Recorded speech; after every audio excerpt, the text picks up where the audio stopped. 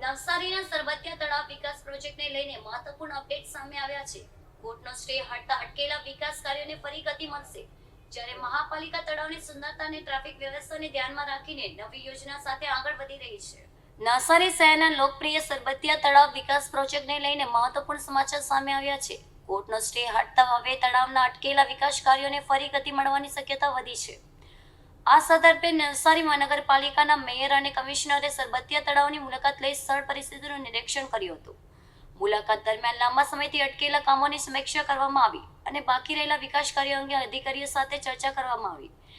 મહાનગરપાલિકા દ્વારા તળાવની બહારની ડિઝાઇનમાં પણ કેટલાક મહત્વપૂર્ણ ફેરફારો કરવાની યોજના બનાવવામાં આવી છે। તળાવની આસપાસ હાલ ઊભી રહેતી નાસ્તાની લારીઓ માટે સુવ્યવસ્થિત અને એકસરખી ડિઝાઇનવાળી યુનિફોર્મ કેબિન બનાવવામાં આવશે।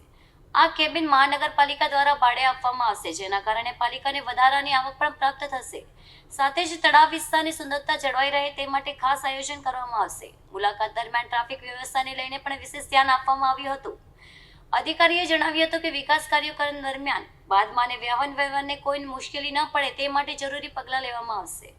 સરબતિયા તળાવને વધુ આકર્ષક અને સુવિધાભર બનાવવા માટે મહાનગરપાલિકા પ્રતિબદ્ધ હોવાનું પણ જણાવ્યું છે। આગામી દિવસોમાં વિકાસ કાર્ય ઝડપથી પૂર્ણ થાય તેવી સ્થાનિક નાગરિકોમાં આશા વ્યક્ત થઈ રહી છે। સરબતિયા તળાવમાં જે સ્ટે હતો એ સ્ટે ઉઠી ગયો છે। આજ રોજ હું અને કમિશનર સાહેબ અહીંયા સ્થળ પર વિઝિટે આવ્યા છીએ। અહીંયા જે કામ અધૂરું હતું એ મોટે ભાગે પૂર્ણ થવા આવ્યું છે અને ચોમાસું બેસી જવાનું છે, ત્યારે આ કામ જલ્દીથી પૂર્ણ કરવામાં આવશે।